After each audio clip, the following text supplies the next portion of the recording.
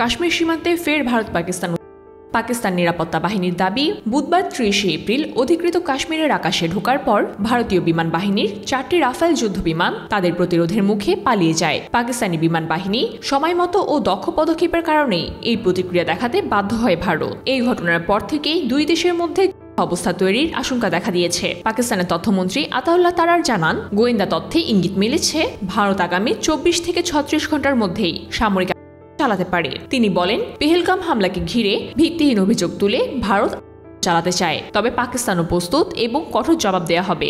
অন্যদিকে পাকিস্তান সেনাবাহিনীর মুখপাত্র লেফটেন্যান্ট জেনারেল আহমেদ শরীফ চৌধুরী সংবাদ সম্মেলনে জানান, ভারতীয় পাকিস্তানের ক্ষতির প্রমাণ মিলেছে। তিনি বলেন, ২৫ এপ্রিল ঝিলামের কাছে গ্রেফতার হওয়া এক ভারতীয় প্রশিক্ষিত কাছে থেকে প্রায় ২.৫ কেজি একটি ভারতীয় ড্রোন এবং ১০ লাখ রুপি উদ্ধার করা হয়েছে। ওই সঙ্গে ভারতের সুবেদার সুখবিন্দের যোগাযোগ ছিল বলেও জানা যায়।